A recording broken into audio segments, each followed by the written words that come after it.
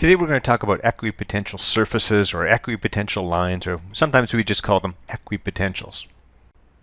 Hopefully you recall that if you have a simple pair of parallel plates and you connect, say, a battery across those parallel plates such that you have a voltage across the plates, you'll get an electric field, a uniform electric field between those plates. So I draw these equally spaced lines to say it's a uniform field. It won't quite be uniform near the edges. There are some edge effects.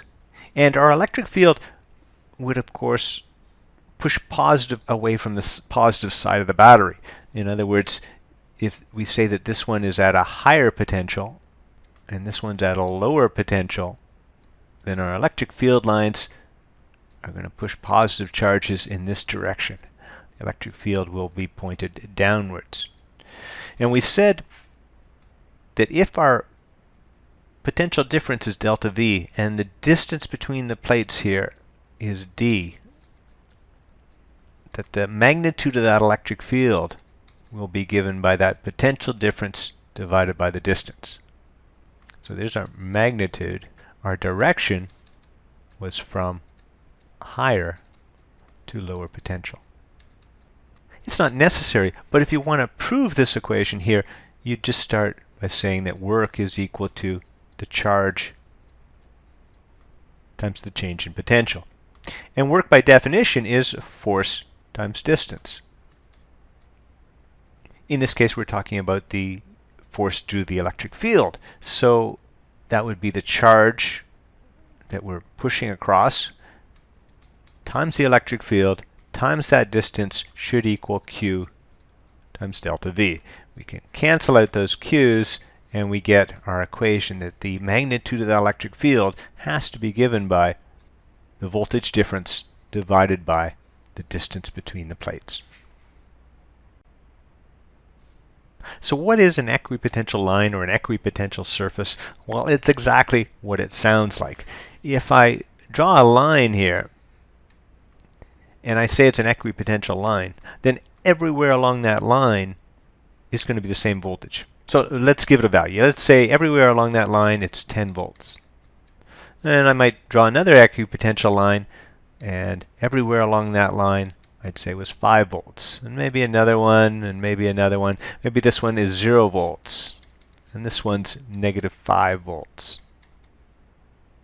Now if we're working in 3D, we'd talk about equipotential surfaces. But it's the same idea. So how would I know something's an equipotential line? Well, I could get my voltmeter out and attach one probe, say here, and another probe, attach it to ground. Then I should get a reading of 10 volts here. And if I move my probe over here, I should still get the same reading, 10 volts. And if I move it over here, I should still get the same reading, 10 volts. If I move my probe down here, I should get a 5 volt reading, anywhere along that line. If I move my probe down here, I should get 0 volts, here, here, or here, anywhere on the line, and similarly here. If I read negative 5 volts here, I should read negative 5 volts here. Okay, so here are those kind of randomly drawn equipotential lines. And what I'm going to do is take a couple plates. I'll place one, let's say about here, and one about here. So we have a couple plates here. And if we were to connect, say, a 5 volt battery. So let's say we had connected a 5 volt battery across those plates. Then we would generate an electric field between those plates. But remember, everywhere along that parallel plate would be at plus 5 volts. Everywhere along that parallel plate would be at 0 volts.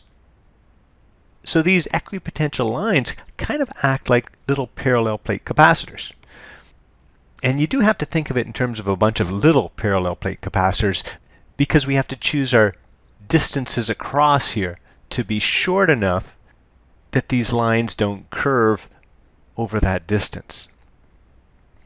But we should be able to say that the electric field in between those plates, or in between those equipotentials, should be the same, and it should equal to whatever that difference in voltage is, in this case 5 minus 0, divided by the distance between the plates. Now we could use a D there, but we prefer to use a delta X, simply because I'm imagining tiny little capacitors. So this delta X suggests infinitesimal values. So I could go around placing my little capacitors anywhere here, and if I knew the distance of separation of the lines, I'd be able to calculate the electric field basically in the center of those little parallel plates. And this quantity here, it's called the gradient of the electric potential. So we say the magnitude of the electric field is equal to the magnitude of the gradient of the electric potential. So we use the word gradient when something is changing over distance. We use the word rate when something is changing over time. And then for the direction, once again, the direction of that electric field is just going to be from higher to lower potential in all cases. It goes from high potential down to low potential. Now the IB is going to write this equation a little bit differently. So I wrote it as E equals delta V over delta X. There, of course, putting in a subscript E for electric to distinguish it from gravitational. And of course, what you can do for electric, you can do for gravitational. So we could also talk about the gravitational field in terms of the gravitational potential gradient. And as you can see, they're not using a delta X, they're using a delta R instead. And the other thing that's different is this negative sign. And this negative sign has to do with the direction that the electric field points. I tend to want to work with magnitudes in my equations because I know what direction the electric field points. It always points from higher to lower potential. So typically for problem solving, you know what direction it points. You don't need to put the mathematics of it in there to figure it out. Now if you're doing some computer programming or something like that, then of course you need to have that negative sign in there. But let's see how that negative sign would work. So let's try an example. We're going to use the IB equation this time. We're going to use the fact that the electric field will equal the negative of the electric potential gradient. So I'm trying to find out the electric field midway between those two equipotentials. And one of the equipotentials is located at Ri equals 0.1 meter. The other equipotential is located over here at 0.15 meters. So if I plug into my equation here, I keep that negative sign. I take final value minus initial value, so that would be 20 minus 10. And then on the bottom, I take final value, 0.15 minus 0.10. So I'm going to get negative 10 divided by 0.05. So I get an answer there of negative 200. That would be volts per meter. Alternatively, that would be newtons per coulomb, which is, of course, the same answer aside from the negative sign that I would have got with my equation. I would have said, oh, well, there's 10 volts across, and this distance here is 0.05, so I've got 200 volts per meter as the magnitude of my electric field. And then what I would have said is, well, I know the electric field points from high to low potential, so the electric field has to be pointing to the left. So E is to the left. And that's what this negative sign here means. It means to the left. So you can do it in a very mathematical way. I tend to like to use a little more physical reasoning. Okay, a couple IB questions. Pause the video, read the question over, try it out for yourself, come back for the answer. In this first question, the whole idea of parallel plates is that we've got a uniform field. So when we draw that electric field, we want to have these equally spaced parallel lines. And that means the electric field is the same everywhere in there. Doesn't matter where you choose, as long as you're not near the edges. So that's a constant electric field along the line xy, and the correct answer here is D. Another IB question. Pause the video, try the question, come back for the answer. So we're looking for where the electric field has the greatest magnitude. And the magnitude of the electric field will equal the gradient of the electric potential. So they tell us that it's the same change in electric potential between each set of lines. So this might be 10 volts, 8 volts, 6 volts, 4 volts. But it's a constant change in potential every time we go from one line to the next. So what's actually changing here is the distance between the lines. And the bigger the distance between the lines, the smaller the electric field. The closer the lines are together, the stronger the field. So closer equipotentials means a stronger E field. So the closest equipotentials, that's right here. Those two lines are the closest together, so the correct answer is C. Let's try another. Pause the video, try the question, come back for the answer. First thing to note is that the electric field has to point from high to low potential. So EX is going to have to point from high to low. EY will also have to point from high to low. And then you'll remember from the last question, if these equipotentials are closer together, when you've got the same difference in potential, then that's a stronger electric field. In other words, this electric field at X is going to be bigger than this electric field at Y. So EX is bigger than EY, and it points from X to Y. The correct answer is A. So all that reasoning that we applied to electrical equipotentials applies to gravitational equipotentials. In fact, a gravitational equipotential is just going to be a line of constant height. Or at least it will be if we're close to the Earth's surface. So this might be right at the surface of the Earth where h equals 0. And maybe up here this is going to be h equals, I don't know, 50 meters. And we'll do another one up here at, say, h equals 100 meters. Our gravitational potential at this height here would be given by our gravitational potential energy per unit mass, which is to say mgh all over m, which is just gh. So in this particular case, we're at h equals 0, so our gravitational potential would be 0. Here our gravitational potential energy would be given by gh. Taking g equal to 10, we'd get 500 joules per kilogram of gravitational potential. And up here, we'd have a gravitational potential of 1,000 joules per kilogram. So let me try using this equation here, given by the IB, that says that the gravitational field strength will equal the gradient of the change in the gravitational potential. So let's take this as my initial length, and I'll take this as my final length, RF.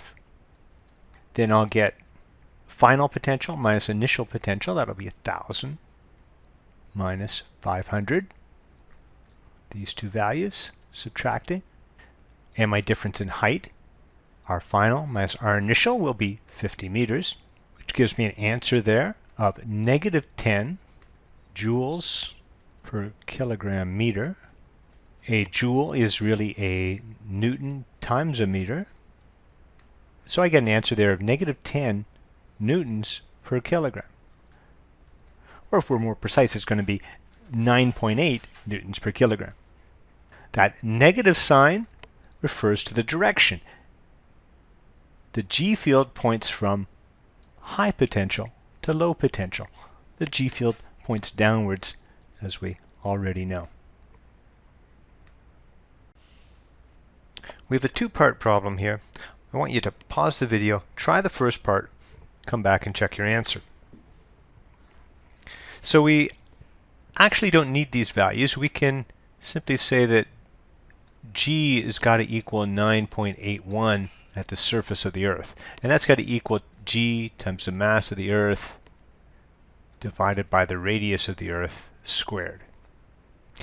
Then if we want to get G at 2 Earth radii, that's going to equal G times the mass of the Earth all over 2 Earth radii, all squared, which is simply G times the mass of the Earth all over the radius of the Earth squared, and then we'll have this 2 squared on the bottom. So this thing here, we know that's 9.81. So our answer is going to be 9.81 divided by 4, which is 2.45 newtons per kilogram.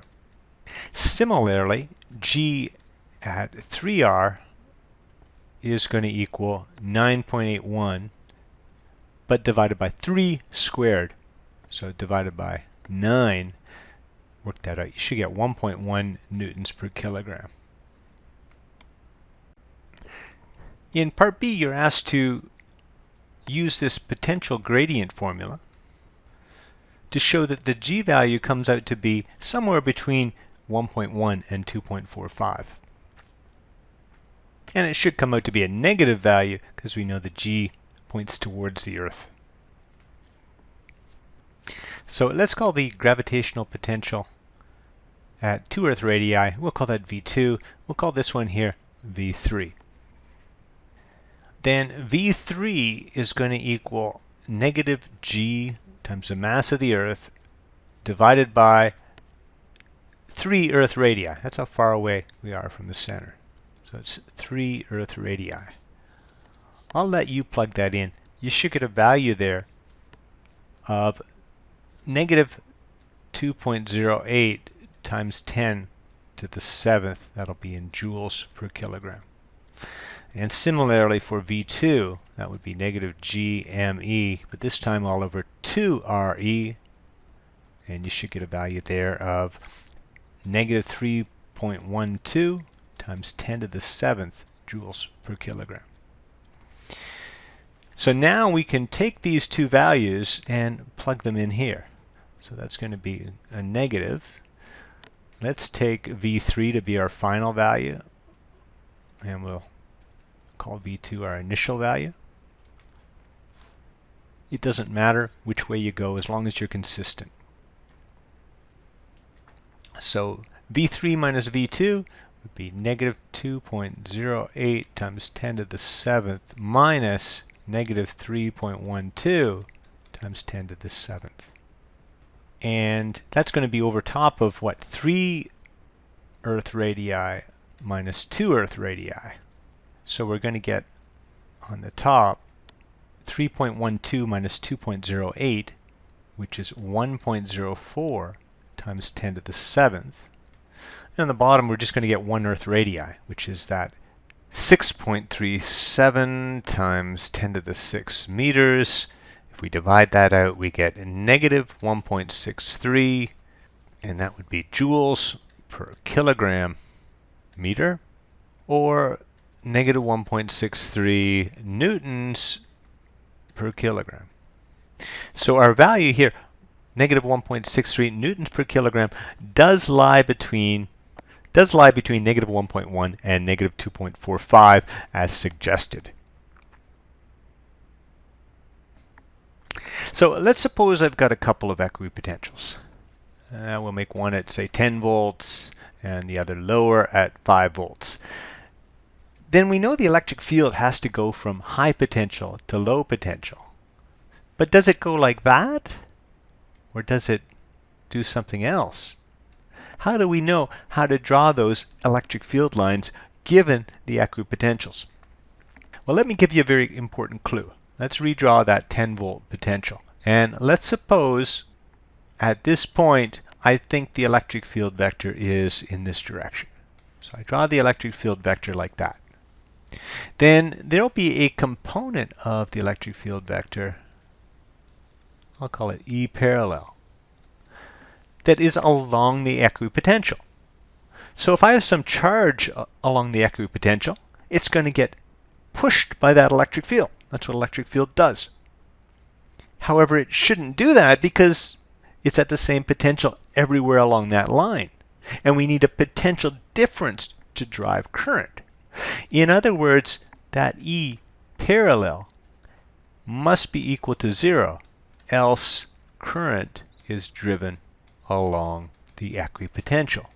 Or stating that in the more positive sense, the electric field vector must be perpendicular to the equipotential, so that there is no component parallel to the equipotential. So if I look at my lines up here, this first electric field vector, it seems to be okay because it's perpendicular at the two equipotentials. That's not quite perpendicular. That's not quite perpendicular. That one looks pretty good, and that one's not perpendicular. So the only electric field line that could be correct is this one here. So if I was given these two equipotentials, 10 volts and 5 volts, and I was asked to draw the electric field lines, well, I'd want to have electric field lines that are perpendicular at both sides, pointing from high to low potential. They should be closer together, where the equipotentials are closer together, because we have a stronger electric field, and that gets represented by field lines that are closer together. And then as the equipotentials get farther apart here, I should have my electric field lines also getting farther apart. So this would be a not bad drawing of the electric field lines between those two equipotentials. Let's try an IB multiple choice question. Pause the video, try the question, come back for the answer. If we just drop an object, it will follow the gravitational field lines. So for instance, let's say I drop an object close to a planet. It's going to fall straight down. So my gravitational field lines would be straight through. And you can see here that they're perpendicular to the equipotential line. If I do that here, and we know the G field has to be straight towards the planet because we're close to that planet, but here you can see it's not perpendicular to the equipotential, so that one's not right. Same thing here. If we drop it close to the, if we drop this one close, it's not perpendicular to the equipotential. This one's okay, at least close in, and this one's okay. Now if we were to drop an object, say from here, halfway between the two spheres, we'd expect it to drop straight down between them because it's being attracted equally to both planets. And now you can see the G field line is perpendicular to those equipotentials. But in this case here, if I drop it straight down, it's not perpendicular, so that's not right. So the correct answer here is going to have to be B. So let's summarize the big ideas on equipotentials. First thing is that the field lines point from high to low potential. Secondly, the field lines are perpendicular to the equipotentials. Thirdly, the spacing of the field lines is proportional to the spacing of the equipotentials. At least that's true if equal steps between equipotentials. So if you see the equipotentials 2 volts, 4 volts, 6 volts, 8 volts, then that's equal steps, and the spacing, the field lines, would be proportional to the spacing of the equipotentials. And fourthly, we can calculate the electric field or the gravitational field by looking at the gradient of the potential. That is, the electric field will equal the negative gradient of the electric potential, and the gravitational field will equal the negative of the potential gradient in the gravitational potential. So if I wanted to find the field value right here, I would need to know the potential on each of those field lines, and I'd need to know the spacing between those equipotentials. I'd need to know like an Ri and an Rf. And this negative sign, it just refers to the direction. And generally we know the direction is going to be from high to low potential, so if we want to work in magnitudes, it's probably easier that way.